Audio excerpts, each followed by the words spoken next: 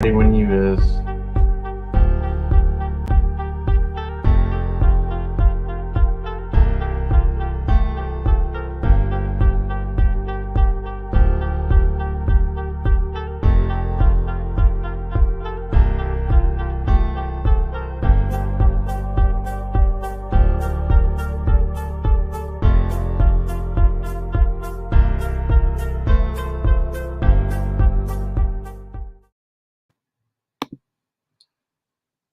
What is up, everybody? How we doing tonight? I know I'm a lot better. How about you, Boosh? Hey. Doing quite well. Managed not to catch anything yet. From all you sick people walking around here. Yes, I was sick last week, of course. But now, look at my face. It's all not as pale and white, a little bit of red, healthy face. I'm a lot better. Glad to hear it, man. Glad to hear it. Well, let's get into things. I'm Big Bubba Brogdon. Yeah, I'm Boosh Dingo. I believe there's something after that name. The Luchador. The Luchador. Yeah, this is the Bad Brothers Babyface breakdown. Yeah, we I guess gotta play some catch up here. From now on, I'm just going to refer to you as the Luchador, not even Boosh Dingo, just the Luchador, so you don't forget. That works. I'm a little more used to the Boosh Dingo. Luchador's a relatively new thing. Yes. What is it? 4, 5, 6 weeks of the mask? Yeah. Going pretty... It's my security blanket now. Like a Lucha Libre Linus. No one can see your face. Man, it's 2022. You got to wear that mask. Well, you're wearing it everywhere except the important part. That's if you saw what I look like under here, you would understand why. Listen, I know I'm ugly. I just don't wear a mask. I let everybody see it. It's a Kane situation up under here. God. Well, I guess we better get into the news. There's no real thing to talk about, just war games. Yeah, we start with war games. I didn't watch any war games. Yeah, I'm very disappointed. Finding the time, man. Maybe after these holidays, I'll finally catch up. Watch the Iron Bowl and then watch the war games. I unfortunately had to watch the Iron Bowl. We had family get together, and that was all the craze there. I mostly just played with the little kids and let the adults watch the football. But yeah, I did watch. I watched some Impact. Watched Dynamite. Watched NXT. I watched NXT this past week. So, well, that's good because I did not watch NXT. Well, yeah, I mean, I don't know what's necessarily better, like us watching the same thing so that we can, know what each other's talking about and talk about what went down, or, you covering a certain area and me covering another area, and together we make a pretty good whole, I guess. Yeah, that's fair enough. I guess that's what podcast's supposed to be. Sure. I don't know. I don't listen to podcasts, so. Well, guess you don't listen to us. Only because I have to. Well, yeah, we want to start with war games. We could start with war games. We could start with Raw. We could start with Impact. Heck, we could start with AEW Full Gear, which we we're going to cover last week, but you didn't watch until after. Yeah, well, during I watched a good bit of it during. Yeah, I guess we can pick up there. I did go back, while we were doing the podcast last week. I watched Jungle Boy versus Luchasaurus. I also watched the Trios Championship match with the Elite and Death Triangle. Mm-hmm. Few other matches, skipped one or two. But yeah, after the podcast, I went and just started the whole thing over. Watched Luchasaurus and Jungle Boy again. Still pretty pleased with that match. Wasn't my favorite, but it was entertaining enough to watch a second time and not really get bored with it. I will say, after watching the entire thing through, I think the Trios Championship match was my favorite match of the night, man. It was really good. I don't know. I think I'm maybe becoming more of a fan of the Young Bucks and Kenny Omega than I realized that I was. I've never been like super hyped for those guys, but now that I think about it and talking about these things out loud, I find myself pretty pleased with the majority of the matches that I watch from those guys. So, and I mentioned before, I think their style works really well with the Death Triangle style. They complement each other very, very well. And initially hearing that they're doing a best of 7 series, I was a little surprised by that and was like, I don't know if I really want to see that 7 times, but I don't know. They had a rematch on Dynamite this week, and that was also highlight of the night from that show for me. So I think I'm down for a best of 7 series with those teams. I don't usually like best of whatever series. God, this chair is squeaky. But yeah, I don't like the best of whatever series because I don't like seeing the same match over and over and over and over and over and over and 50,000 times later. I mean, so far, I know we're only 2 matches in, but the second match was a bit different. They brought some new things to the table with that match. It wasn't. I didn't feel like I was watching the same match from a few days prior.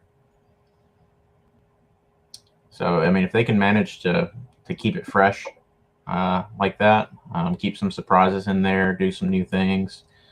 Of course, on Dynamite this week, all the talk was the Chicago crowd chanting pro CM Punk, anti-Elite, and then the Elite kind of taking some jabs in the ring. You had Kenny Omega bite the arm of Pac.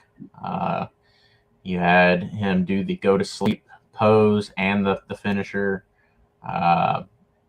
Probably my favorite jab that they took was the one of the Young Bucks attempted buckshot lariat. Now, the buckshot lariat being Adam Page's move, but during the Adam Page CM Punk little feud that they had there, CM Punk attempted to do the buckshot lariat, and I think I think he botched it or just did it pretty poorly. So they kind of mocked that and made fun of that, and I got a good chuckle from that. I was going to say, he had to even land on his feet. Yeah. I think it was pretty funny. Logan Paul had a better buckshot lariat. Yeah, the Logan lariat. Mm-hmm. Definitely does it well. Much better than Punk or Page. Yes. I think we compared the two last time. Yeah. That's called a callback. But yeah, I mean, if you had to pick a favorite match of the night from Full Gear, what would you say yours was? You have it right on the dot. It's definitely Death Triangle versus the Elite was the best match of the night. The most hyped match of the night, of course, was MJF versus Moxley. But which I think that was probably a close second for me. I really enjoyed that match. I got the spoilers. We had William Regal seemingly betray Moxley. He threw the brass knuckles into MJF. MJF used them to win. We still haven't got an explanation from MJF or William Regal as to what's going on there. I think on Dynamite this week, Regal cut a promo in the ring talking about how next week MJF will be there to explain what was going down there. Had a little bit of a standoff with Moxley. He came out to the ring and confronted Regal, but Brian Danielson, didn't let that go down. So still, no explanation as to what's going on there. But even knowing that was coming, I still really enjoyed the match. Really good stuff. I did. So the first night, whenever I watched Full Gear here, I skipped the pre-show. So when I went back to watch Full Gear for the second time, I included the pre-show. Pre-show was mostly a pre-show, not really much of mention. Did you catch any of the pre-show? I did not. So Danhausen. I don't think we've talked about Danhausen on the podcast yet, or you and I at all. I don't think he's ever come up in any of our conversations. I don't think so either. I think we've talked about Cassidy. We've talked about Orange Cassidy, but we never talked about Danhausen. Yeah. So yeah, I genuinely don't know how you feel about him. My knowledge of him is very limited prior to AEW. When he got signed by AEW, I went back and watched some of his Ring of Honor stuff, just a couple matches. Didn't really see much of what the fuss was about. I've got a buddy who's real big on him. Danhausen is a toy collector and does like YouTube videos about toy collecting, and so my friend was really kind of introduced to him through that. I checked some of that stuff out, but it's not wrestling, so it's cool, similar interests. But Danhausen does a lot of stuff on Whatnot. I don't know what that is. What is that? It's basically like eBay. It's an online shopping place, but it's auction. So it's online auctions. Okay. So I have Whatnot, and it just has Danhausen on there. He doesn't really sell wrestling figures. He just sells whatever and puts his name on it. Okay. Same with Colt Cabana. Colt Cabana does the same. Okay. Well, so Danhausen being signed by AEW, there was a lot of hype for the guy at the time. Like I said, I checked him out a little bit. Wasn't much impressed, but okay, I'll watch the AEW stuff and see what develops. Let that be my my real introduction to him. Initially, they lumped him in with the Best Friends. Now, I'm not a fan of Best Friends. We've talked about Orange Cassidy. Not a fan of his. Chris Statlander, I think, has a little bit of potential. I'm glad that she's dropped the alien gimmick. But lumping her in with Best Friends doesn't do her any favors for me. Chuck Taylor, I'm not a fan of. Don't really see the appeal there. I do like Roppongi Vice, Trent Beretta, Rocky Romero. I was a pretty big fan of those guys from New Japan. So Trent Beretta, Rocky Romero, I would say are kind of the shining light in that group for me. But yeah, seeing Danhausen get lumped in with them was not a good thing for me. I still tried to give him a chance on his own merit, but I don't really get it, man. I don't really. It's I'm guessing a comedy gimmick He for the is. most part. Yeah. He is. It's a whole comedy thing. So it doesn't really resonate with me very well. But on the pre-show, so Danhausen's thing is very nice, very evil. So evil. Um, so apparently, what is going on with him is that's kind of like a two sides of the same coin. Uh, you know, I think up until Full Gear, we saw the very nice side of Danhausen. At the pre-show, now I don't know why they had I think it was a 5-man tag where the best friends had a mystery partner, but they made it very obvious that it was going to be Danhausen. So the match starts, and you only have the 4 best friends come to the ring. So the mystery partner was not there until towards the end of the match. He randomly comes out toward the end of the match, and he is very evil. So it's kind of a different side of Danhausen that we hadn't seen prior. That was a little bit more interesting for me. I think I'm a bigger fan of the very evil side. He, I think, was dragged down a little bit by still, having to associate with the best friends. Because the pairing, especially of the very evil side of Danhausen, does not really work with the grouping of the best friends. It was just kind of a weird combination, a weird pairing of personalities.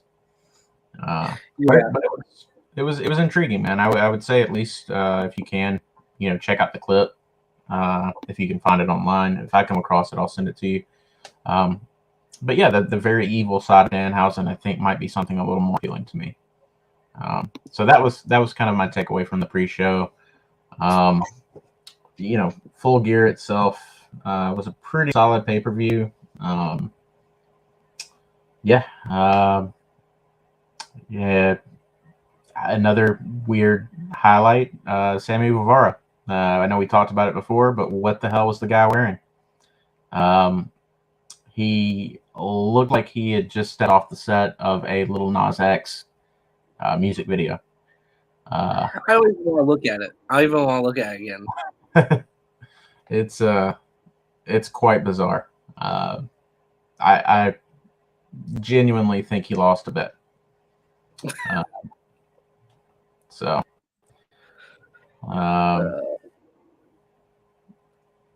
yeah, I think we can segue from that, straight into.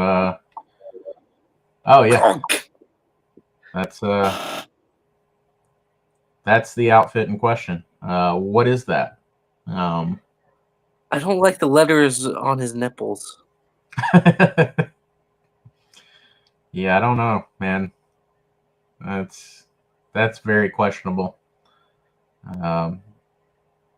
Yeah, he looks like some weird S&M bondage demon guy.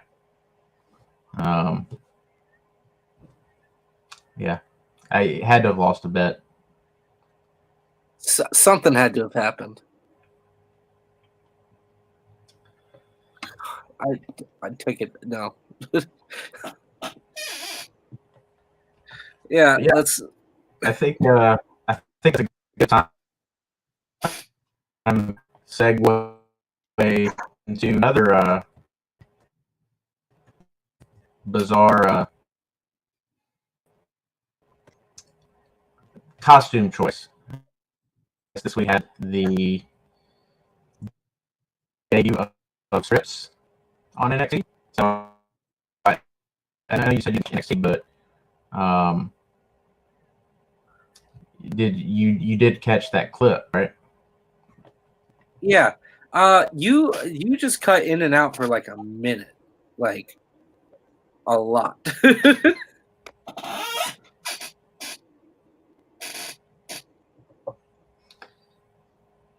Well, so yeah, I was talking about scripts debuting on NXT. Right. Yeah. So you didn't watch NXT, but did you saw the clip of scripts, right? Yeah. And pretty obvious who Scripps used to be. Wouldn't you say? So yeah, I'm not. I'm not familiar with Reggie. I had to piece together through what I was seeing online. Um, so I have no like prior knowledge of who the man under the mask is. I will say the costume choice here, the attire choice, is laughable. It is terrible. It is easily one of the worst. It's up there for worst looks. Gives Sammy Guevara a run for his money. Gives the Shockmaster a run As far for as his money. Yeah, it's bad. So I wasn't watching WWE when this guy Reginald Reggie, what's his name? He debuted with Carmella. Yeah, I wasn't watching then, so I'm not really familiar with him. This was my introduction to him. The get up, the costume, terrible. When he comes to the ring, he's doing this weird air riding gesture as he comes to the ring, and he even did it a couple of times during the match in the ring. Very bizarre. He seems a little uncomfortable in it too. I will say though, I was quite impressed with his abilities. The match itself, he wrestled some nobody jobber guy. It was one of the like old school type like jobber matches. But the things that he was able to do in the ring were quite impressive. Yes. Reginald Scripps is very athletic. Very athletic. Yeah, I mean he did some stuff that I've never seen before. And I feel bad that he's kind of stuck with that gimmick. It's not going to work. It's not going to get over. It's not going to last. It's something that will have to be abandoned. I'm willing to bet everything on that. It's not going to work. And it's a shame because he seems to be very talented. I don't know if he ever cut any promos while he was in WWE, so I don't know what his mic skills are like. But his in-ring work, man, it was pretty good. Pretty good. I want to see more. This man on Raw as 24/7 champion flipped into the ring without trampoline. Without a trampoline? Without trampoline. Huh. No springboard, nothing? Flip. It was a sideways flip. I'm gonna have to pull up some clips from his some clips of script from his WWE. Raw. Yeah, it was in Raw. Yeah, knock the man as you will, as he looks right now. His character, Reggie, the whole Reggie thing was great. Yes, he said he debuted with Carmella. Yeah, he debuted beside Carmella as she came out with her like rich look. So it's kind of like a DiBiase, Virgil. Yeah, kind of like that type thing. Yeah, that's weird. Yeah, man. Check out the match if you get a chance. It's short. It's like I said. I'm guessing Scripps won. Oh yeah. I couldn't even tell you the guy's name that he wrestled. I don't even think it was somebody that was under contract. It might be a new signee. But yeah, total old school jobber versus talent match. The mask looks terrible. The mask looks terrible. The It entire looks like something you buy at Party City. the entire get up, man. I mean, you can't from the picture that we had there, you can't see the full body shot, but the rest of it's bad too. It's like shredded at the bottom, so he's just got like shredded pieces of clothing. Um, yeah, it's bad. Um, but yeah, This man. man must shop at Hobby Lobby. Yeah, hopefully, I mean, his talent can kind of carry him to a point where, he gets a little bit of recognition and support, and they allow him to maybe change things up. I'm cool with the name. The name sounds cool, but The name's cool. The attire and the character doesn't fit the name though. yeah, the air writing thing that he's doing, it's just it's bad. So yeah, I guess like the rest of NXT. So there's a guy, Big Body Hobby. I don't know his full name. Are you familiar with this guy? Say that again? See if Big Body Hobby is what he called himself. Javier. He's a wrestler in NXT.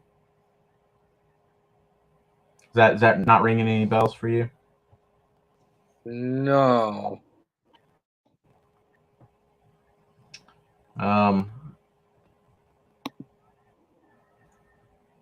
Javier Bernal. Oh, I see it now. Yeah, Javier Bernal. Yeah, I'm not familiar with him. Don't know anything about him. He had a little backstage segment where he was being interviewed, and he had something called the Javi Body Files or something like that. It was like a list of people that he wanted to wrestle.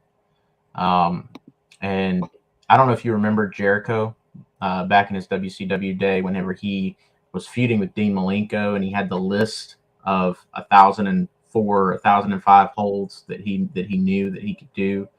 And it's like the really, really long, like laughably long piece of paper that's just rolled out in the ring. Are you familiar with that? No, but I'm definitely gonna have to look at it. Yeah. It was similar to that. So, Javi pulls out this list, and it's a mile long, hits the ground, and the interviewer is going through and reading the names on the list of the people that he has beef with and wants to wrestle. And some of the people on the list were people like Elon Musk, Drake, and his reasoning for wanting to wrestle them was pretty amusing, pretty funny. Yeah, it was a quick, short little thing. Don't know anything about the guy, but I was fairly amused and entertained by that. So, hopefully they do something with that. Oh, he's the guy who lost the security guard. Yeah, don't know anything about him. Oh, he lost to the security guard, Hank Walker. And Hank Walker, after beating him, got an NXT contract. Okay. That's funny.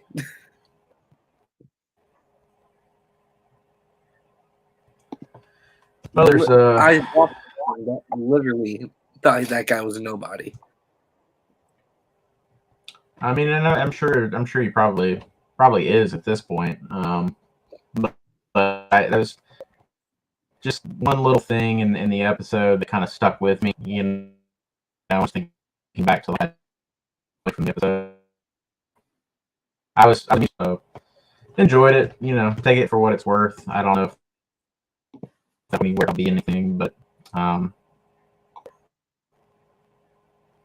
yeah. And then there was a match. There was a couple of segments. There was a backstage match. I mean, a backstage segment. Two backstage segments that led to a match. So Chase U. I'm not familiar with this faction. Don't like it.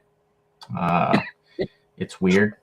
Well, you don't like Chase U? One of the no, not a fan. One of the Chase U guys dropped an F bomb that they bleeped out. So that was They do that. interesting. But yeah, they had a backstage segment with another group guy that I'm not familiar with, but these guys told me up, man. Pretty deadly. Pretty deadly. So, I talk to them. I hate them so much. yeah, In not a fan. discussion, Not a how fan at talented all. they are. I hate the way they dress. I hate the way they act. I hate the way they wrestle. I don't care if you like them. I absolutely hate them. Well, show this tab here so we can see what these guys look like. Yeah, that's them. It's cringe, man. It's pretty cringe. It's pretty bad. It's bad. Yeah, it's really bad.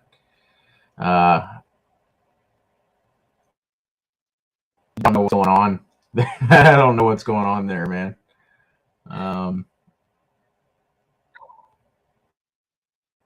Yeah, not sure what to think of these guys. I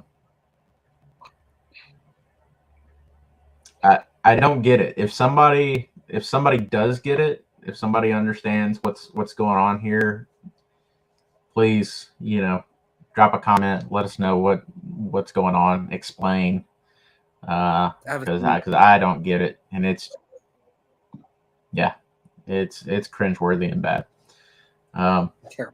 So yeah, I mean that was mostly my takeaway from NXT. There was a Cora Jade match. She wrestled the Sleepy Girl, the girl that wrestles in a onesie. Yeah, that's an also a bad gimmick. Cora Jade is good. She's got a lot of potential, bright future for her. Yeah, the Wendy Chu, and I think Wendy Chu was doing a kind of a darker gimmick before this baby onesie gimmick, correct? She was like the overlord of Boa and Xylee, the Empress. Yeah, I didn't see much of that. I think I saw maybe an image of what she looked like before this new gimmick, and it looked pretty cool. I don't know why. Again, I don't know who she pissed off to end up with this current gimmick that she has, but I'm really hoping that they change it pretty soon. I think that's what they're doing. So yeah, I don't know if she has any real potential. I've only seen I think this one match that I saw with Cora Jade was about it for me. And it wasn't. I mean, she didn't do bad, but she got beat up pretty good by Cora Jade. So, yeah, there was a Toxic Attraction promo, in the ring that was kind of bad, setting up them going up against was it Caden and Carter? But yeah, other than that, that was pretty much it for NXT. And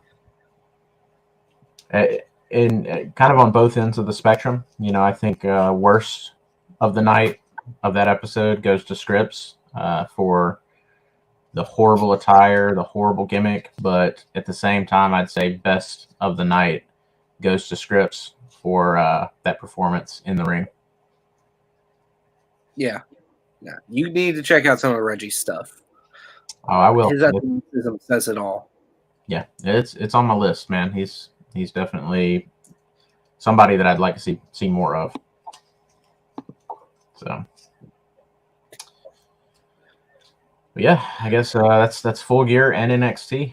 And I'd just like to say we are a month clean of Quincy Elliott. So Quincy Elliott has not appeared on TV for a whole month. And thank the good Lord for that. Yeah. Thank God. Thank God. Thank Triple H. Thank whoever. Thank whoever. Yeah. Whoever. Buffer redoing his entire thing. Yeah, and I mean, from what I've seen, I've seen a match or two, and not impressive. Yeah, not impressive in the ring either. So it's not just the gimmick that's not working. That guy needs a lot of work, in ring work, new gimmick. Like they need to take him off TV, and just really work with him some more and see if they can get him to a point where he's at least decent in the ring and at least has a decent gimmick. So, Yeah. But yeah, I guess since we already kind of touched on Full Gear, we can go into to Dynamite. Did you watch Dynamite and Rampage? I didn't really watch Dynamite and Rampage. I did see a few things like the Moxley Regal confrontation and the Best of 7 stuff. Nothing else. I didn't get a chance to watch Rampage. Dynamite was pretty good though. I would go back and catch that if you get the time. You had the House of Black officially make their return. I did see that too. Yeah. Yeah, and that was pretty cool. I'm a fan of those guys. It didn't really seem to be building towards anything. They came out and attacked the factory, which kind of felt like a one-off to me. It didn't feel like they were starting a feud with the factory. It felt, kind of like just as a way to reintroduce the House of Black, let everyone know that they're back, and kind of put everyone on notice. But those guys are all great, so it's good to see them back. There was Ricky Starks versus Ethan Page. That was the final round of the tournament that they've been holding to find a number one contender for MJF, now that he's champion. Was it Starks that won? It was. Mixed feelings about that. Starks was injured. He came out with his ribs taped up. So that was his struggle throughout the match. It was a good match. Both Ethan Page and Ricky Starks are very talented. Both, I think, need to be treated a little bit better. I know Ricky Starks seemed to be well on his way until he had the neck injury, which, they seem to be picking up where they left off with Starks, so good for him. Ethan Page is somebody that's wildly underrated, in my opinion. He could be towards the top of the card. So I was, kind of torn on who to pull for, who to root for there. Another disappointing thing that I noticed is the Firm has kind of fizzled out. The Firm came in pretty strong. And then they seem to be starting a pretty interesting storyline with MJF. So with MJF being the champion, Ethan Page being in the Firm, I thought, if Ethan Page were to win that match and be the number one contender to go up against MJF, that might, bring us back to that storyline and advance that Firm MJF connection there. But they're not going that route. Ricky Starks got the win, so it will be Ricky Starks versus MJF for the title. So I think Ricky Starks will be the first challenger for MJF. Yep. Would be the first time that AEW has fizzled out a faction. Yeah. Well, I mean, they do sometimes have a tendency to go a couple weeks without really advancing anything, and then they'll pick up where they left off. So I'm hoping this is not the end of the Firm, and especially the Firm versus MJF or whatever they're doing with that pairing there. But yeah, good match. We also had some we touched on the Elite versus Death Triangle round 2. That match took place there. Good match. Again, probably match of the night. Thunder Rosa relinquished her women's championship. So they announced that now Toni Storm's reign is no longer an interim reign and will be officially recognized. And likewise with Jamie Hayter, she's no longer the interim women's champion. She's the undisputed women's champion.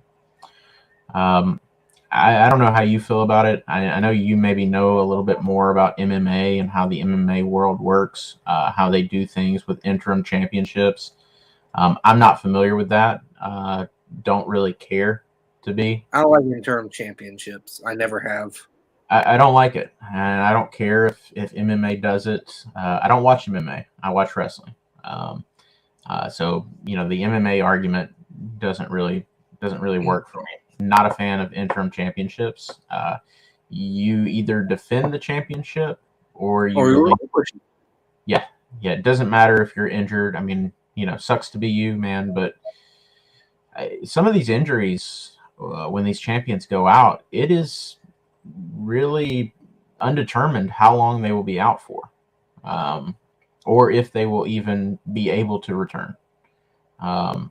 So the interim thing just seems kind of silly to me. I mean, I think the champion, if you're injured, you have to relinquish the title for whatever reason.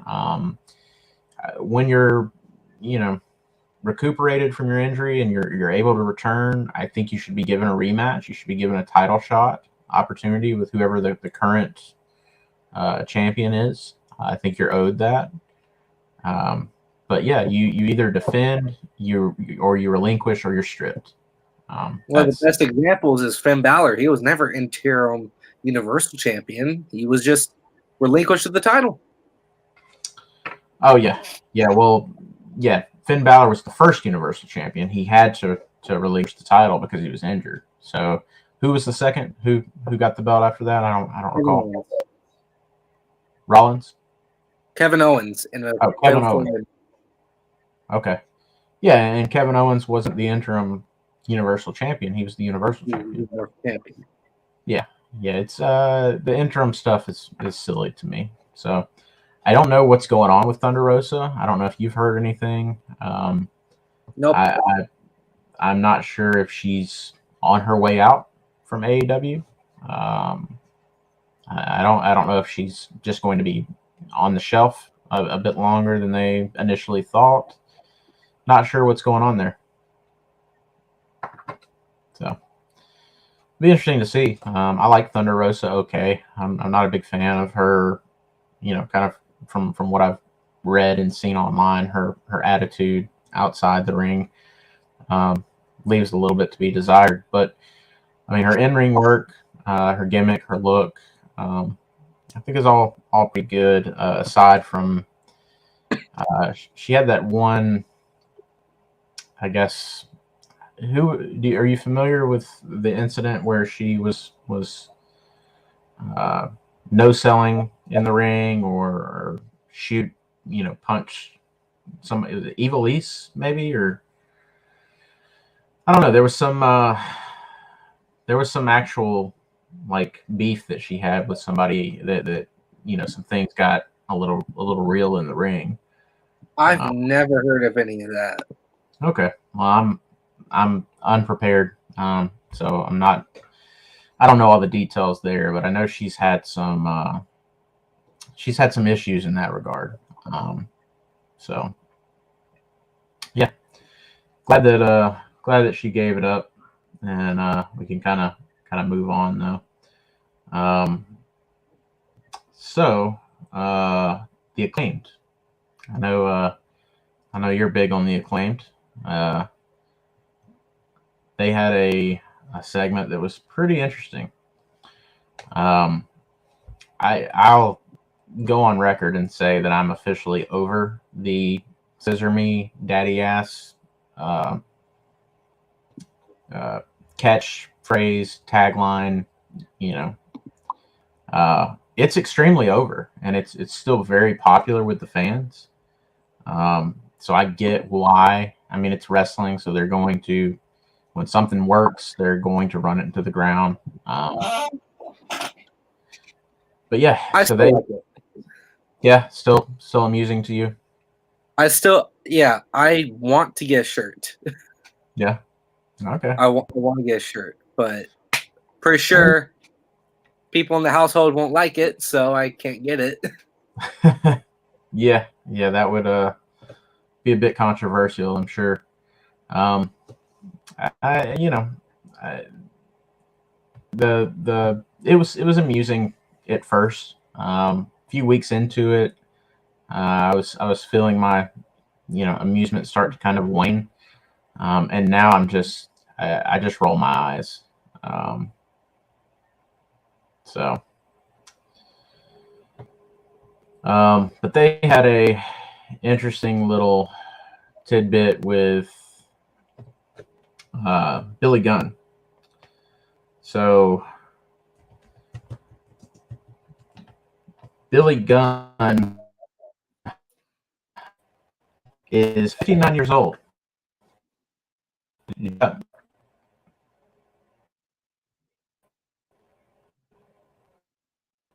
You there? Yeah, you're cutting out a lot. Hmm. Well, yeah, I was I talking think about you're using the Billy screen. Gunn. But So yeah, they had a little segment with Billy Gunn, coming out to the ring, um, doing the scissor me daddy ass stuff like they always do. Um, they're, I guess, beginning a program with Jay Lethal and Jeff Jarrett, Sanjay Dutt, that faction. Um, so Jeff Jarrett, Jay Lethal, Sanjay Dutt are backstage, and they come on the Tron, the big screen, and are kind of going back and forth with the Acclaim. And Billy Gunn cuts off Jeff Jarrett and says to get that old man off my screen. Kind of taking a dig at Jeff Jarrett for being old, right? Um, I had to look it up, but Billy Gunn is 59 years old. Uh, Jeff Jarrett is 55. So you do the math on that. That was a weird little moment for Billy Gunn. yeah. Also makes the scissor me daddy ass and the kind of link, to the Acclaim that much more, I guess, kind of silly and ridiculous. That's a 59-year-old man who's making scissors. That's a 15-year-old man that's doing this. Yeah, yeah. He went from saying "suck it" to "scissor." Yeah. I think I like "suck it" more. Suck It was definitely a better, though. I mean, I'm sure you'd probably get in some trouble if you walked into the house with a Suck It shirt. No, I do it all the time. Yeah. So, Yeah. so Suck It gets a pass, but Scissor Me Daddy Ass, Nope. no good. That's interesting, man. That's interesting. I've got 3 DX shirts. 2 of them say "suck it." So Well, I'll figure that one out one day. So yeah, other than that, we had Jericho versus Tomohiro Ishii. That was a really good match, man. Definitely a close second to the Elite versus Death Triangle match. Clearly, I'm a big Jericho guy. So I enjoy much of what he does. The match was really good. I don't know if you're familiar with Tomohiro Ishii. no, but that's a big man. Yeah, he's I think he's called the Pitbull or something like that. Yeah, I can get that. Yeah. Yeah, really good match, man. The commentating team did a really good job of putting over Jericho, though he doesn't need it. But he's been doing this current run as the Ring of Honor champion, and they made it a point to point out that Chris Jericho is probably having his best year ever. They made the point several times that he's probably the greatest Ring of Honor champion of all time. I'm not a hard sell on that, but I totally believe it. I think they threw out some stats, and I think he's like the only person to successfully defend the Ring of Honor title against 4 former Ring of Honor champions. And then pointed out his schedule as Ring of Honor champion has been more rigorous than any other Ring of Honor champion before him. So yeah, man, Chris Jericho's the GOAT. I will argue that till the day I die. But yeah, that was about it for Dynamite. I didn't catch Rampage. Didn't catch Rampage either. I did see a clip of Rampage, though, that was pretty interesting. She had Preston Vance, number 10 from Dark Order. Oh, yes. I did see that. Yeah, so he has joined Roosh in the Ingobernables faction. Betrayed his Dark Order buddies, took his mask off, laid it at the feet of -1, with -1 in tears. Brilliant writing, man. Brilliant booking, brilliant move. It's tugs at the heartstrings a little bit, little -1. Watching the Dark Order slowly disintegrate before our eyes. It's a bit sad, but I guess it had to happen. I wonder, if Brody Lee were still alive, if things, maybe would have went a little bit differently for the Dark Order. I don't know we won't know. Yeah, we'll never know. But it does seem like it's run its course, and I think it's just a matter of time before it's just a part of AEW history.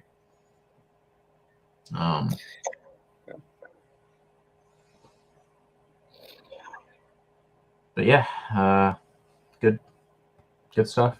I think that's about it for AEW. So we just covered all of Full Gear, Dynamite. Let's see, Dark, NXT, Impact.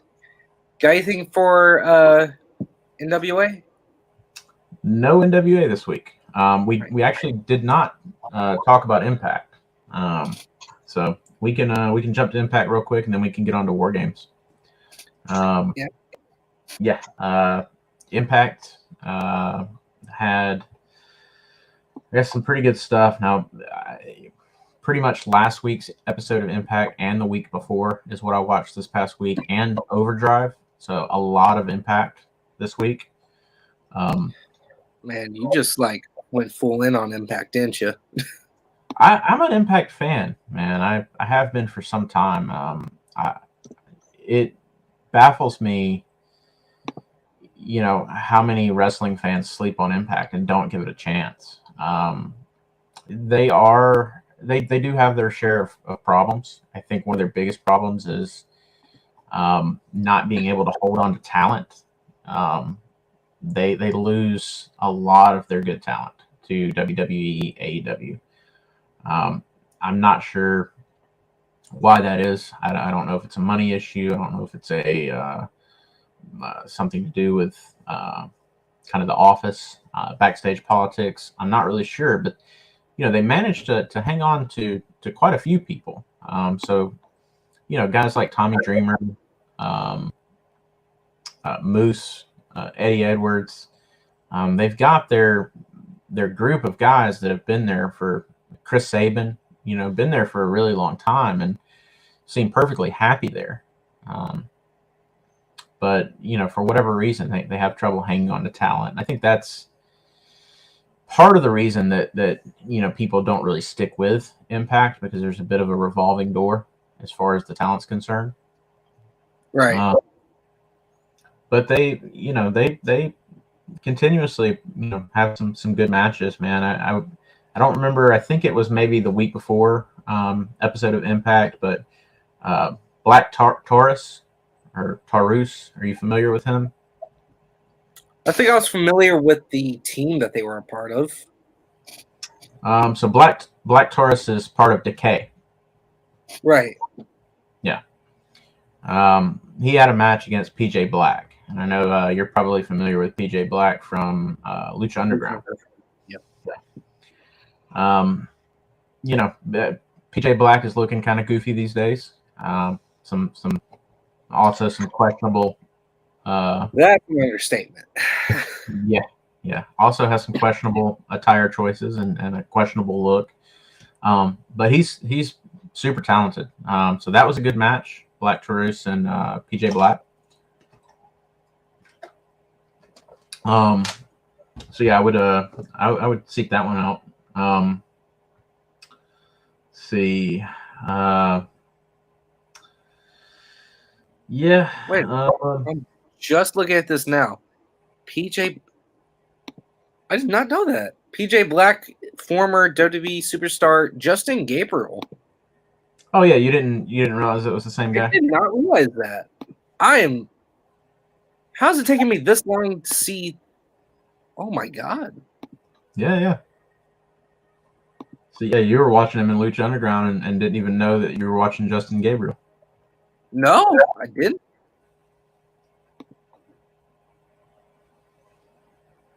Man, I'm upset at myself.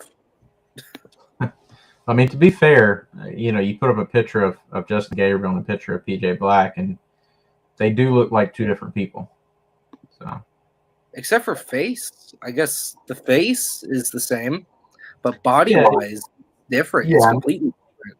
Yeah, and facial hair, attire, if you know that it's the same person, you can definitely see it. But if you're not looking for it, I could forgive you for not picking up on that. Yeah, I had no idea.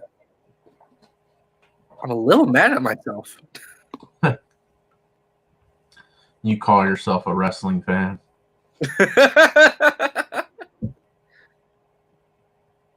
Man. But yeah, this past I guess week's episode, it's a pretty good match with Eric Young versus Sami Callihan. Pretty brutal, some hardcore spots. Both guys covered in blood.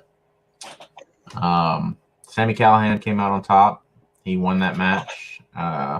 Left Eric Young bloodied, laying in the middle of the ring. The rest of the Violent by Design guys came to the ring after the match, pretty much standing over Eric Young, looking down on him in disapproval and disappointment. So I'm not really sure what's going on there. I would hate to see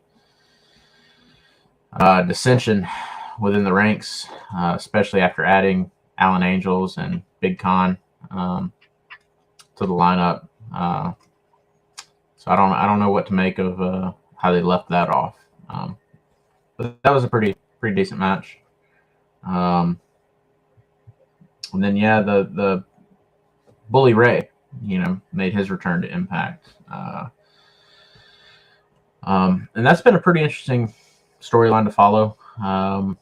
Apparently Bully Ray has done some dastardly things in TNA and Impact in the past. So he won the Call Your Shots gauntlet match. Josh Alexander is the current champion, so he had a face-to-face with Josh Alexander not too long ago, telling him that he would be up front, and let Josh Alexander know when he was going to call his shot, and do it to his face. And basically trying to rewrite his legacy, be, an upstanding good guy. And pretty much nobody on the roster has been buying it. Tommy Dreamer, Moose, Josh Alexander, Kazarian, a lot of the guys, told Bully to his face that they're just not buying it, and everybody's waiting on him to do something dastardly. So that's that's kind of where we're at with Bully Ray and that storyline. It's intriguing. It's interesting. He had a match with Moose. It was a tables match. Fairly good. Bully Ray came out on top. Put Moose through a table with a spear, which is Moose's own move. Yeah, that was a pretty good match. And yeah, that's really about it. As far as anything of note, I did not finish Overdrive. I got most of the way through it. So I've got to finish Overdrive. I think the thing to look forward to with the rest of that card is Kazarian versus Josh Alexander for the Impact Championship. So that should be a pretty good match. We'll see. But yeah, that about does it for Impact, man. So we can jump over to War Games. Kind of let you take the lead there since I'm behind. Well, before we jump into War Games, I just wanted to bring up something. I made predictions last week about the SmackDown World Cup. You did. I think I got the predictions right. Braun Strowman and Ricochet? Yep, Ricochet wins, and not clean. Yeah. Was it a count out, though? No, it wasn't a count out. And it wasn't disqualification. It was Imperium interrupting and distracting. I mean, that's better than a count out. So thankfully you were wrong about the count out. Right. But I also had the prediction right about Santos and Butch. Yeah. So yeah, you're batting. You're batting percentage. So the finals, I'm very excited. We're gonna have Santos Escobar versus Ricochet, which is basically just Prince Puma versus King Cuerno. King Cuerno, yeah. That's pretty cool. It's pretty cool to have a little bit of something reminiscent of Lucha Underground going down in WWE. Mm-hmm. So yeah, that's one that I'll definitely tune into for sure. I have to find some way to watch it live. Yep. When is that match going down? I think that's this Friday. This coming up Friday. Yeah, on SmackDown. It will determine Gunther's next challenger for the Intercontinental Championship. Okay. Well, yeah, that's I won't get to catch it live because I'll be at work, but I'll be quick to hop on that match for sure. Yeah. But now we talk about War Games. Very lackluster event. Yeah, overall. Yeah, there was not that many matches. Let's see. We had 2 War Games matches, Ronda Shotzi, Triple Threat, and AJ Finn. 5 matches. I mean, that's pretty good, man. I'm good with a shorter card, especially with all the. I mean, shoot, we've been talking for over an hour now, and we're just now getting to WWE. So, yeah, I appreciate the amount of wrestling that's out there, but it's so hard to keep up with it all, man. Yeah. All right. We'll talk about War Games. One thing I wanted to point out was the Austin Theory, Bobby Lashley, and Seth Rollins triple threat match. Yeah, I've heard not just from you, but I've seen a lot of buzz online. I've got a couple other friends around the way that watch, and that's been the buzz, man. That's probably the match that I've seen and heard people talking about the most. Yep. The match was awesome. I just wanted to say one thing. Austin Theory may have won the title, but they buried this man as an entrance. Yeah. His entrance music hit. He was coming out, and then they were advertising Blade Burst Quad Drive in the background of his music and him on the big screen, just Blade advertisement. That's an interesting choice. A lot of kind of questionable decisions surrounding Austin Theory lately, because he's the new United States champion, correct? Mm-hmm. Yeah. So why did he have the unsuccessful cash in? Why didn't he just have a successful cash in if they were going to put the belt on him anyway? We'll never know. I don't get it, man. I mean, I'm happy. I mentioned before, I think Rollins doesn't need the belt. He's fine without it. I think putting the belt on Austin would have been a better call. And a week later, or a week and a half later, here we are. So yeah, I don't understand the unsuccessful cash in just to end up kind of in the same position. Yeah. A lot of people won't get it. We'll probably never figure out why it happened. But hey, he's champion now. Yeah, I mean, I guess sometimes you got to take a step backwards to take a step forward. I don't know. Yeah. But I looked at the entrance. I was watching. I was like, oh, they're going to put his Titantron stuff on and everything. His music hits. He's doing his own entrance. And the Titantron and all the screens behind him are just Blade Burst advertisements. And I was like, did someone hack the Titantron? What's going on? And just Michael Cole and Corey Graves or whoever was on commentary starts talking about Austin Theory and then sees it and then puts up on their screen the Blade advertisement and starts talking about Beyblade. Yeah, I don't know. Maybe they see more money in Beyblade than they do in Austin Theory. I'm just like, man, Triple H hates this guy. I mean, he obviously doesn't hate him too much. Right. He's carrying the brand at the moment. Yeah. I thought it was so stupid, though. The match was great. Just everything else was stupid. Yeah, I saw.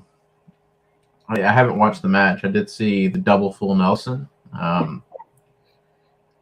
I thought that looked kind of silly, kind of weird. How do you feel about that? As a, we got into the full Nelson on an episode prior.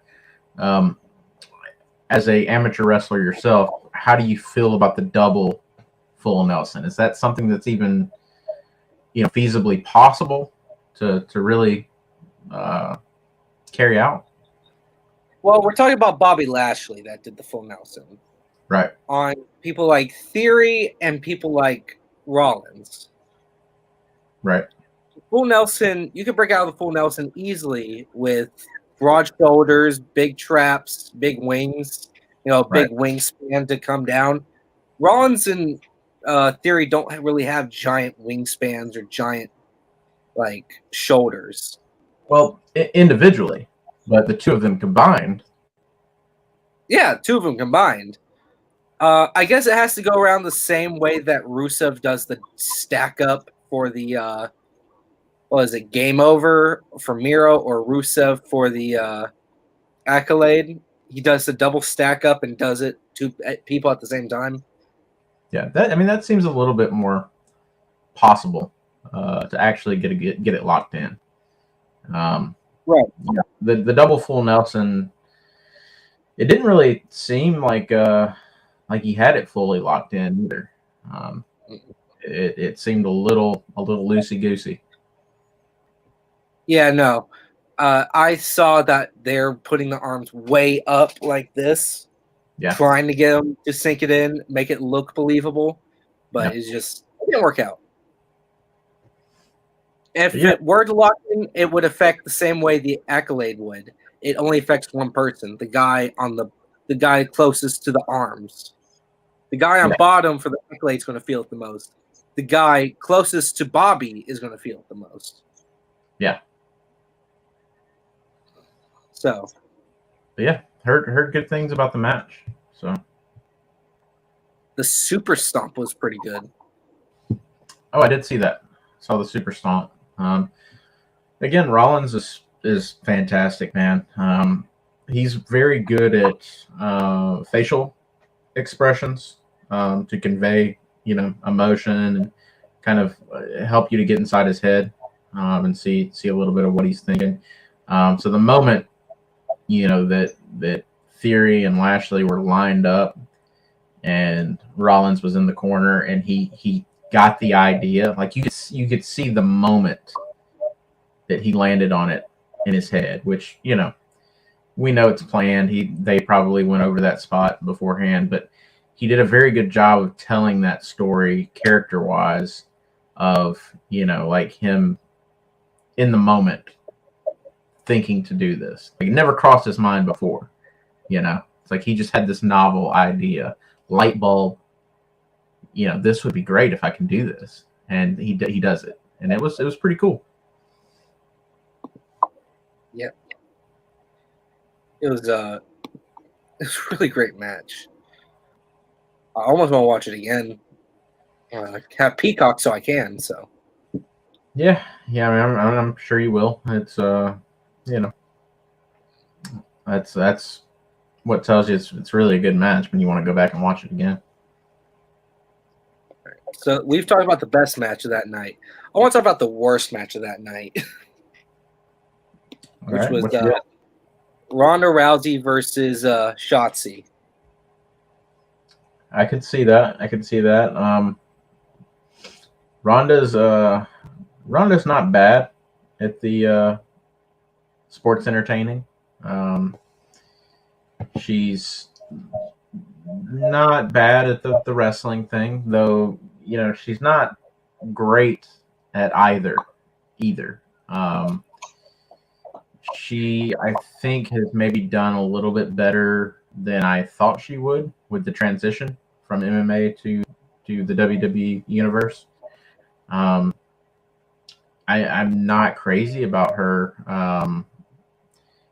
as a person. She, and I don't know how much of this is her kind of playing a part, playing the Ronda Rousey gimmick character. But I know there's multiple instances, videos, things behind the scenes where she's talking some mad, crap about wrestling fans, about wrestling as a business. Does not really seem to have a lot of respect for the business. Like I said, I don't know how much of that is a work and how much of it is her just, her genuine feelings on it. But yeah, she's somebody that I think does well depending on who she's in the ring with. If she's in the ring with a Becky Lynch or a Charlotte or somebody that is really good in the ring, I think Ronda tends to look a bit better. And that's probably true of most wrestlers, to be fair. But Shotzi, is somebody that I'm not, too big on either. She's never really. Say it again. Shotzi's got a long way to go. Yeah, came from the indies. I get it. Big indie thing. Should have stayed a little bit more in NXT, in my opinion. Yeah, she's never really wowed me. So if I'm looking at that pairing of Ronda Rousey and Shotzi, I'm thinking Ronda Rousey's probably going to be the the one calling the match. She's going to be the one taking the lead. And I don't see Ronda Rousey in that role. I think, like I said, she needs to be in the ring with somebody that's a bit better, that can call the shots. No pun intended there. Yeah, and the match itself was just lackluster. I say this with full confidence. If I had the option, I would skip every Ronda Rousey match, unless there was a main event star in it. Ronda Rousey to me is not a main event star. I mean, that's debatable. She's got the Brock Lesnar appeal, in the sense that she's a mainstream recognizable name. So I think talent wise, I would probably agree with you. But when it comes to marquee, big name recognition, for the casual fan, yeah, I would probably have to disagree in that sense. She is a draw, for the casual fan. Now, I'm somebody who's probably of the opinion, though, that sometimes there's a little bit too much focus on the casual fan, and I don't really understand, why you would really cater to the casual fan. But I'm not a businessman, so what do I know? Yeah, we gotta think like businessmen. Yeah. But your whole thing about comparing Ronda in aspect to Brock, I have to bring up Brock did this before he ever did UFC. True, but he made his name in the UFC. I have a lot of conversations with people, who are not wrestling fans at all. Being such a big wrestling fan myself, you spend any amount of time with me, you're gonna hear some wrestling talk. And so, yeah, talking, when I talk to these people, Brock Lesnar is one of the names that often comes up, and it's because people know him as a UFC fighter who transitioned to WWE. I understand that he started out as a wrestler, but to the majority of, again, casual fans or the mainstream audience, that is not really a wrestling fan, that's the perception. It's not right. It's not, but in a sense, Brock Lesnar made himself in the octagon, so He did the impossible. Yeah, I mean, it's, He went from WWE champion to UFC heavyweight champion. People have said that's an impossible feat. Yeah, and that's part of what makes Brock Lesnar so awesome. But again, man, your non-wrestling fan, they know Brock Lesnar is the guy from UFC who went to WWE. Now, CM Punk is a guy that these same people know as a wrestler who tried to transition to UFC. So that they're not completely clueless. It's just they're not wrestling fans. So I think in that same regard, Ronda Rousey has been in movies. She's a household name, and it's not because of her time in WWE. It's because of the UFC stuff. And if you're trying to get new fans, trying to get the casual fans to tune in when they might otherwise skip it, I think Rousey is a draw. Now, for people like you and me, she's a piss break. She is. She is. I hate saying that, but I hate saying any match is a piss break, but hers are. Yeah, I mean, I'm with you. I hate feeling that way, and you know, we didn't really touch on a lot of the women's matches from Dynamite and Impact and Overdrive and all these other shows, and you know, unfortunately, there's a reason for that. You know, I skipped most of them. There's a handful of really good female talent that I watch most of their matches, but the good bulk of them, man, it you know, I don't have time, you know, so I skip it. Yeah. I think that, you know, it's probably, you know, we might have to change the name of the show to the heel breakdown and just you know, have a bit of a heel turn, because I'm not feeling like this is a babyface thing to say, but yeah, I think women's wrestling is oversaturated with mediocre talent. That's yeah, I know a lot of people are not going to like hearing that, but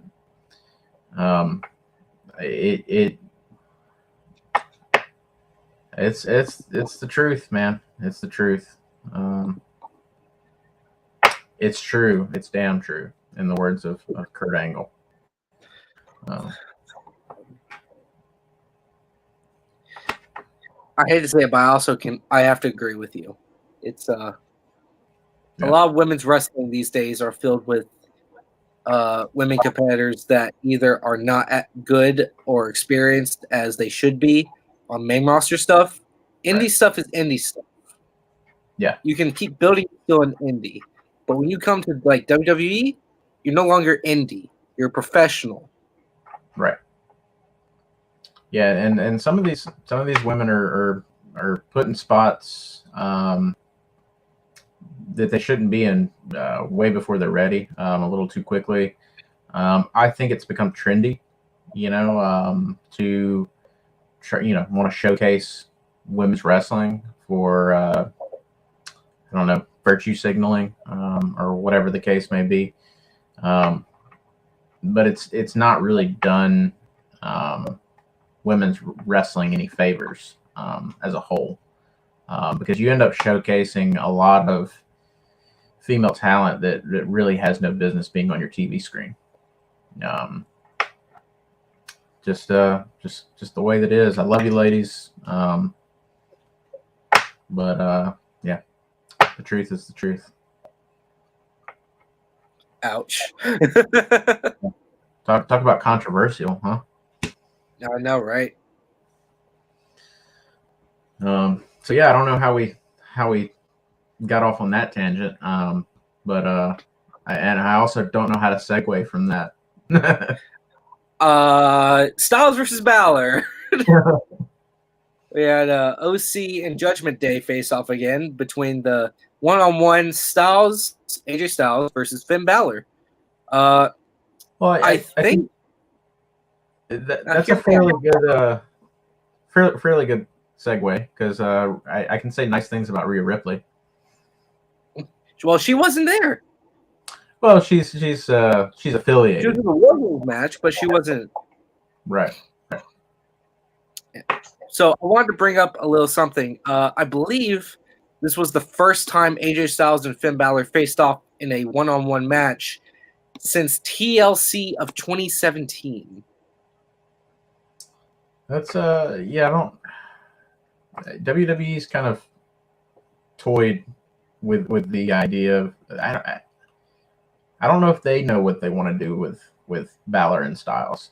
I think I get the impression that WWE does not know. You know, we talked recently about WWE name dropping the Bullet Club at the last pay-per-view. But up until recently, it seems as though WWE does not really know how to handle or whether or not they want to acknowledge the history between those two that has taken place outside of WWE. And so I think because they don't know, how to handle that, whether or not to acknowledge it. They've flirted with the idea of teaming those two up. They flirted with the idea of having them feud, but they've never really pulled the trigger on any of it up until recently. Yeah. I want to say that they're going to end this feud at WrestleMania. Yeah. They'll finally end this feud at Mania, and maybe they maybe they strike a deal with New Japan and bring in some Bullet Club members. That's what I was about to say as far as like what I would like to see. I don't know how likely that is, especially with New Japan having a working relationship with Impact. You've got Bullet Club members still there in Ace Austin and Chris Bay, and Jay White seems to be in and out over at Impact. You've got Jay White popping up over in AEW. Some few other Bullet Club guys that are popping up from time to time in AEW, and then a lot of other New Japan talent over at AEW, and then that Gallows Anderson situation recently, where he was double booked, seemed to kind of rub the New Japan higher ups the wrong way. So yeah, I don't know how likely that is, but I mean, I'd be pretty down for that, man. I think it would be if WWE could strike a deal and get, even if it's just a one-time thing, some involvement from some other Bullet Club, guys. Yeah, I don't know how that should go down, but to see a version of the Bullet Club in WWE would be pretty cool. I'd kill for Jay White to end up in the WWE. Well, I don't know. Would kill that character, the Switchblade. I don't know if you've seen this. Have you seen the leaked Royal Rumble lineup? Yeah, I saw that. It's definitely fake. It's always fake. I mean, I was about to say, it's these things are often fake. So I don't really put much stock in it. But one of the interesting things on the list was Jay White. His name was on that list. I think he was going to be like midway through the Rumble and entrant. That would be pretty cool. I mean, even if we got something like that, where it's just a Royal Rumble where the Bullet Club, or several members of the Bullet Club, enter the Rumble, and then we never see them again. I mean, that would be something. That would still be pretty cool. A lot of people are not really big on Jay White. I think Jay White's pretty awesome. So yeah, I absolutely love Jay White and the whole Switchblade stuff. I have a King Switchblade shirt in the closet. Yeah, he's good, man. Like I said, I think a lot of fans, from what I see here, I don't know, just kind of burn out on Bullet Club. Bullet Club does seem to have lost a little bit of their steam. They recently had some internal beef right before Anderson and Gallows returned to WWE. I don't know if you saw, some of the Bullet Club stuff that was going on with them, but you had Guerrillas of Destiny kicked out of the Bullet Club by Gallows and Anderson and Jay White after they were supposedly feuding, but then, did a double cross and were actually working together. So yeah, the Bullet Club kind of splintered at that point. So yeah, they were trying to, I guess, keep Bullet Club interesting, keep it relevant, but I know a lot of fans are just kind of over it and don't really enjoy Bullet Club like they used to. And one of those reasons that I often hear is that Jay White is not a good leader, and that he's an overrated talent. And I don't see that. I think I think Jay White is great for Bullet Club. He's a good fit. He's a good leader. I enjoy him, so I don't really know where that's coming from. I was gonna say, is he the best leader? No, but he's a Prince Devin, AJ Styles, great leaders. Jay White's not the best, but he's a leader. Yeah, he's good, man, and I mean he holds his own with those guys. I wouldn't discount him too much. But I mean, Bullet Club started in 2013. It's about to be 2023, so it's almost 10 years of Bullet Club.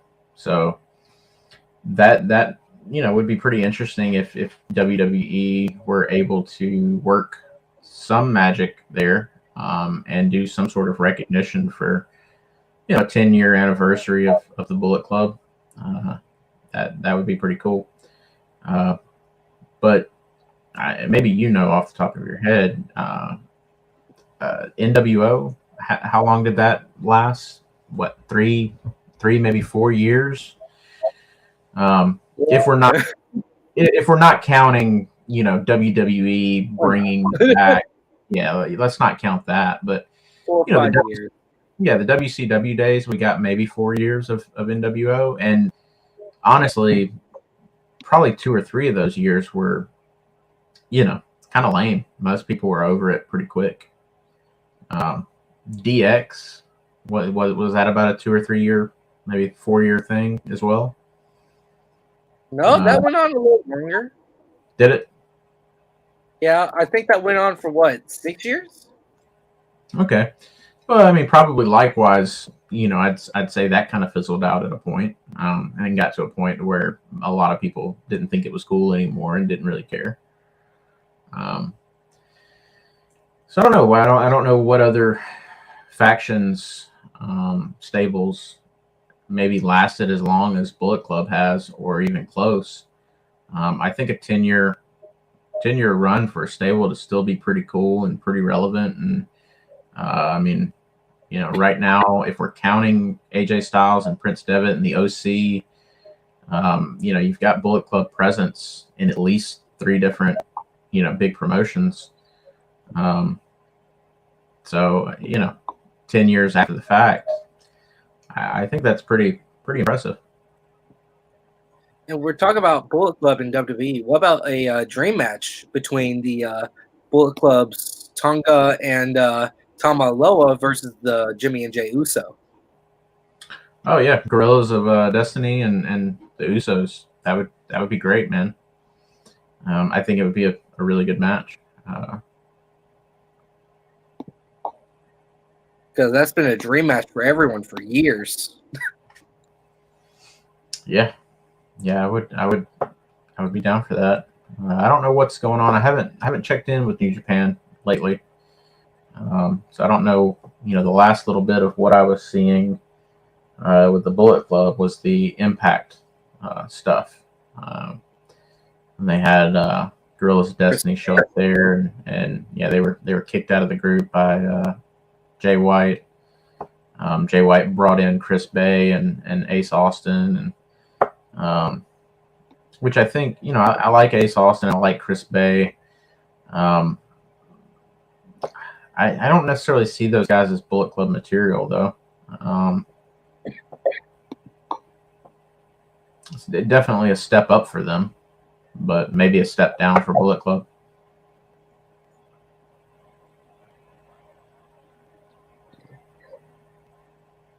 We talked about the whole Finn Balor thing and AJ Styles. It was an okay match. AJ came out winning, which technically now AJ to Finn is 1-1 in singles competition. Yeah, so there's got to be a rubber match. I love AJ Styles' lucha mask, by the way. Well, yeah, he did bring back that mask. Yeah, it's pretty cool. I like that he does that. Yeah, because he debuted that in New Japan. Mm-hmm. Oh, yeah, and I just looked now. Between the NWO, between WCW, WWE, and New Japan had 62 total members. Yeah, I mean, Bullet Club's up there. I wouldn't say they're 62. I think NWO probably takes the cake. And that's part of the reason that NWO started to fizzle out so quickly, because it got to a point that everybody was in the NWO, especially if you count Wolfpack. The majority of your roster is NWO, and then the BWO, LWO, BWO. Yeah, it has some pretty far reach. But Bullet Club, man. A lot of people don't know Jeff Jarrett was a Bullet Club guy. Ted DiBiase, the $1 Million Man, Bullet Club. Those are some of the more obscure guys that are affiliated.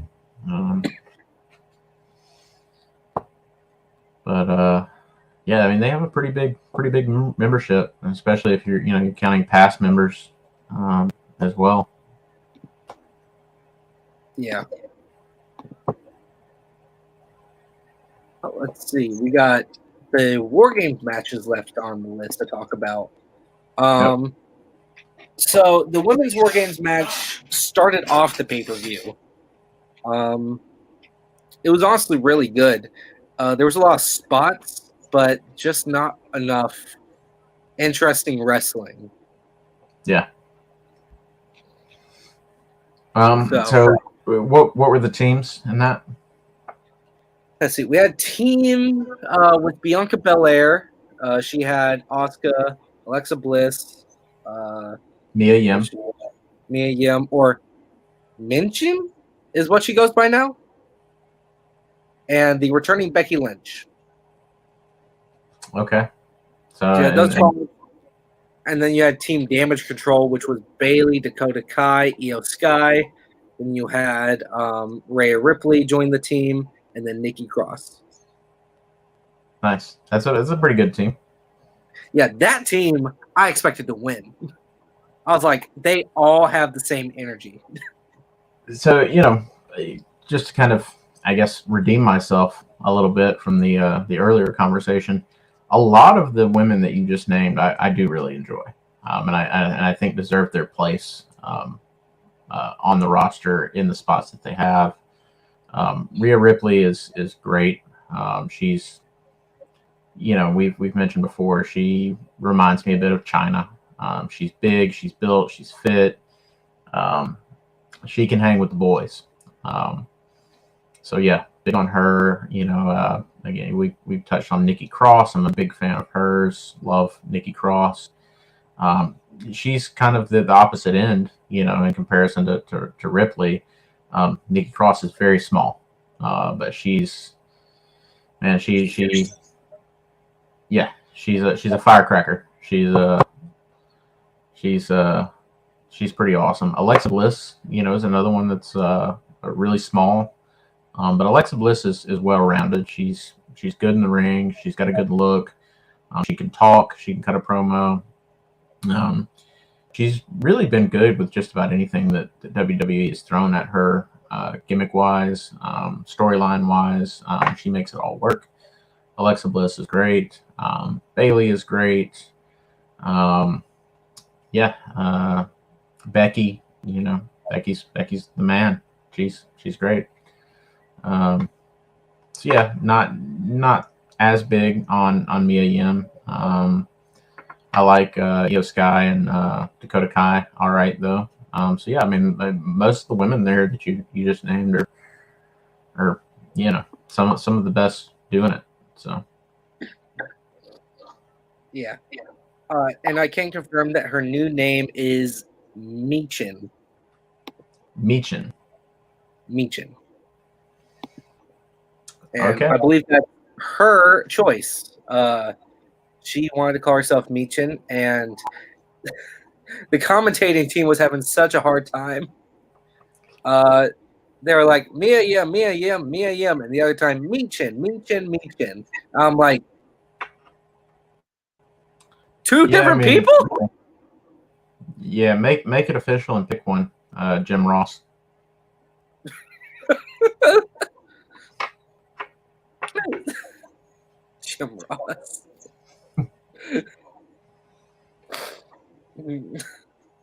That man, God, Retire. retire. It's You've okay done to enough. You Yeah. finally fought off the whole cancer. You can now just live the rest of your life in peace. Yeah, it's okay to retire, man. Just, leave your legacy intact and ride off into the sunset. Um, I love the guy, but mistake You're after doing mistake. well again. I'm back to commentating every year for WrestleMania. Yeah, one or two events a year. If you can know what show you're on, if you can kind of get WWE out of your mind, which I mean, I struggle with it here as far as the names.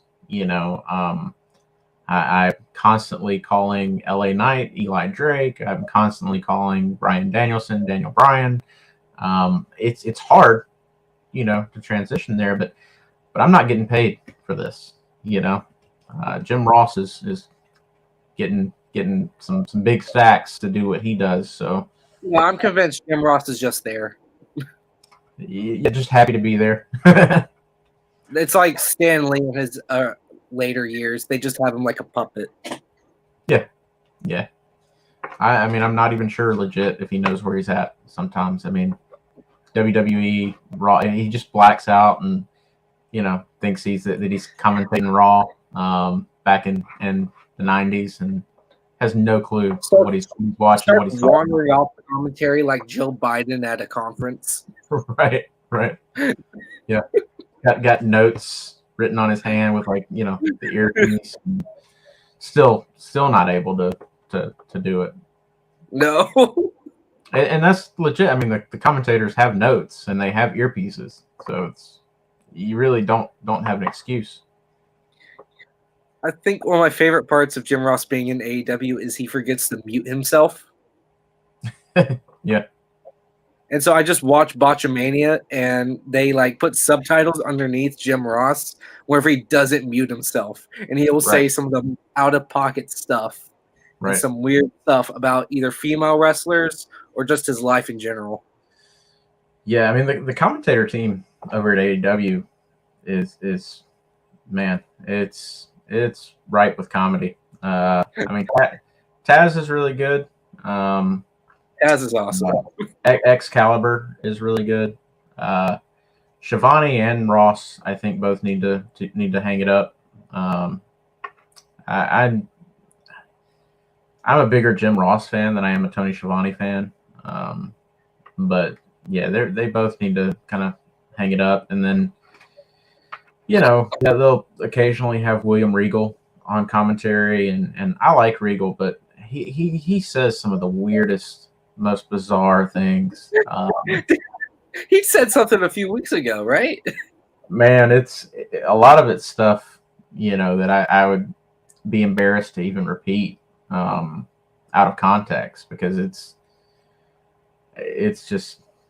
bizarre. It's really, really weird. But yeah, I think AEW has the guest commentators on pretty regularly. They have superstars or Jericho. Jericho is by far one of the best commentators. Yeah, Jericho's Jericho team. Yeah, great.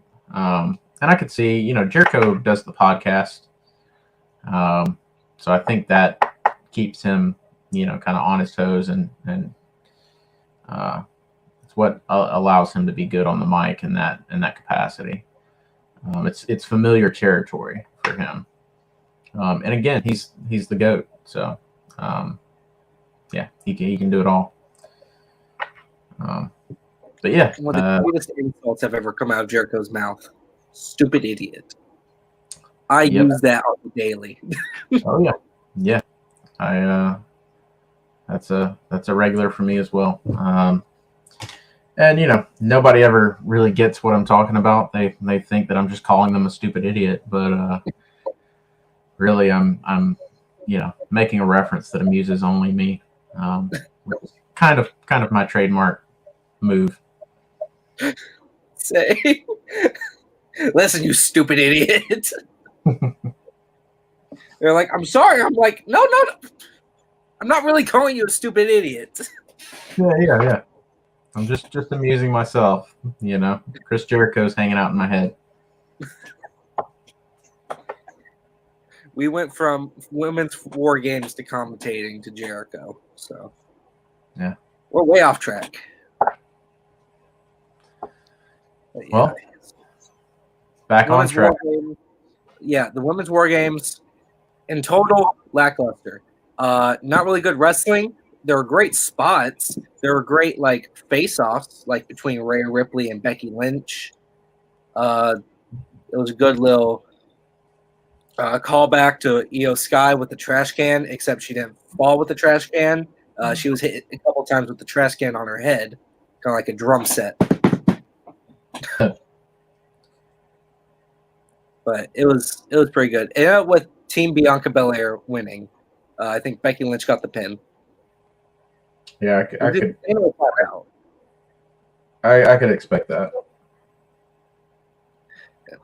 And that leaves us to our final talking of the night at an hour and 46 minutes into this, the men's war games. Yeah, man, this is the longest podcast yet.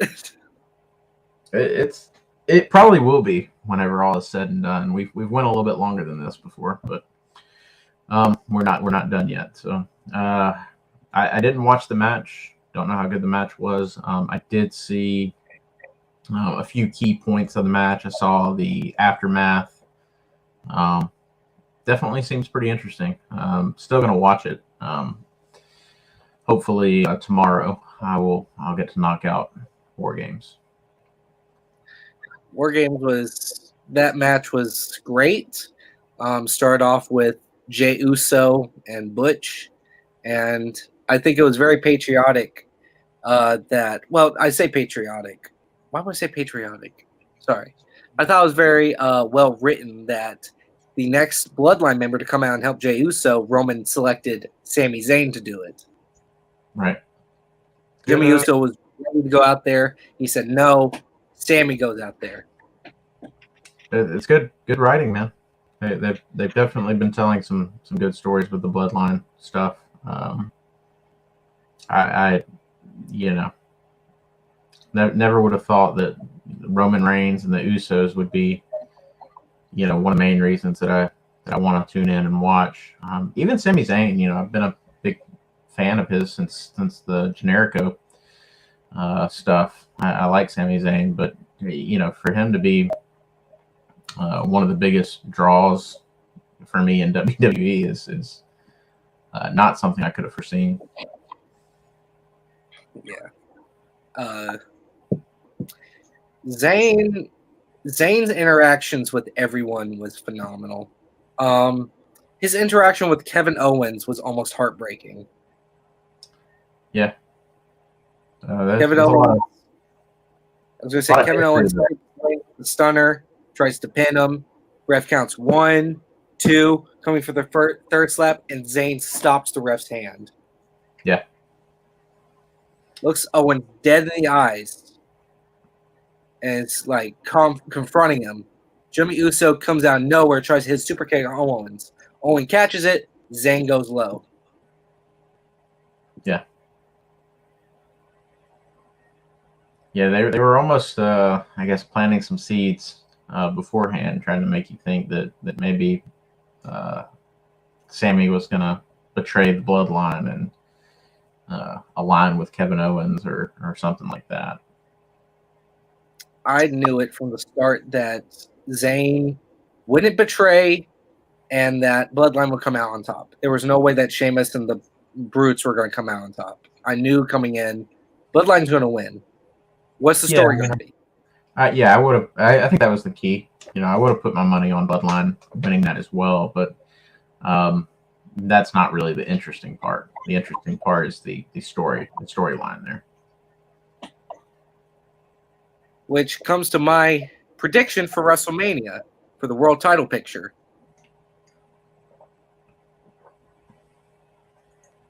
I think that WrestleMania, it could either be Sami Zayn versus Roman Reigns, or it could be Jey Uso versus Sami Zayn. You think so? Yes, because I believe that this is all part of Sami Zayn's master plan. He is, of course, the master strategist. Okay. He has now been accepted into the bloodline a full month or so before the Royal Rumble. So is he still wearing the honorary Uso shirt? He hasn't got an official shirt yet. I think they ripped it and are going to give him one soon because Jey Uso embraced him. He now has everyone on his side. Yeah. I mean, that'll probably be the story moving forward. And yeah, I mean, you're probably right in the sense that some long-term storytelling here, maybe those seeds that I mentioned, earlier, of them planting with having Sammy betray the bloodline, maybe that's a little bit more of the long game.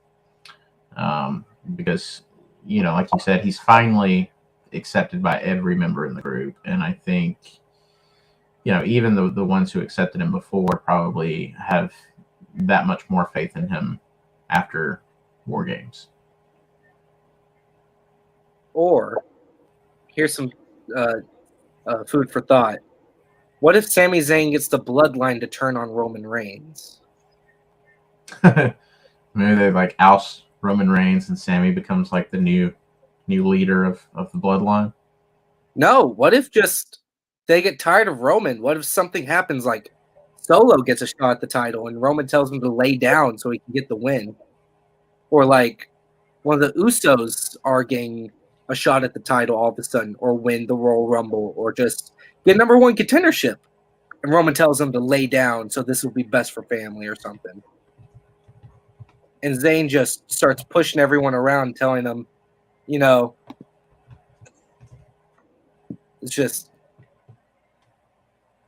Yeah. Oh, I'm frozen? Seem to be having some technical difficulties here. Damn, right when I was ranting. So poor internet connection or something, but it's like we're losing Big Bubba Brogdon.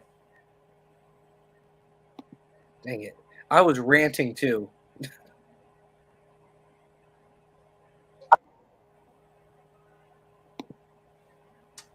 Are you back with us?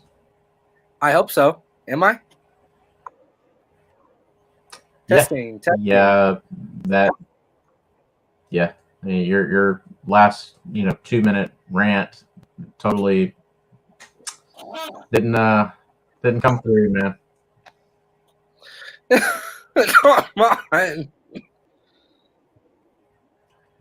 Sounded like a glitching robot. How do I sound now? Can I rant? Oh no, you're great now. Good. Okay. So what if Sammy rewind? Okay. So what if Sammy turns the bloodline against Reigns? Right. Got that. Yeah. It becomes, the new leader of the bloodline. No, not even like that. No. It just tells them that they don't need Reigns. They don't even need him. They need to be them. Okay, like so say they Solo. Say Solo or the Usos get a world title shot, and Reigns tells them to lay down. This will be best for business or best for the family.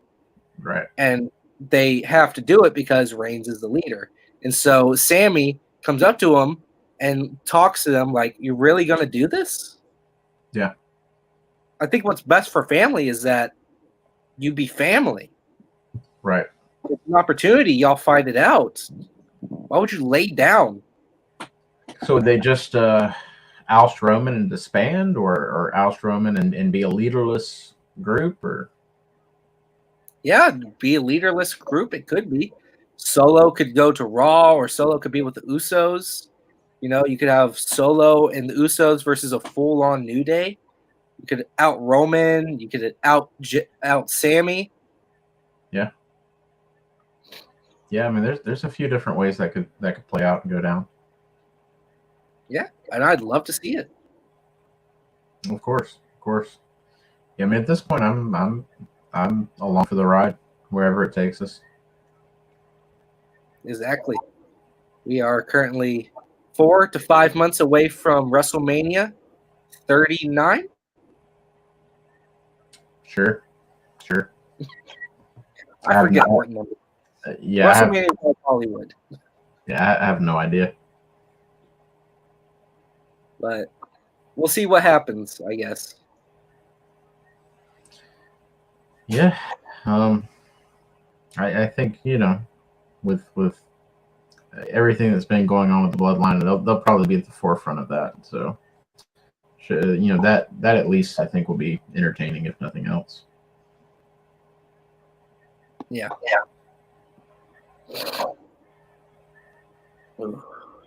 Well, if we don't have anything else on our minds, yeah, I don't know, man. I think that's about it.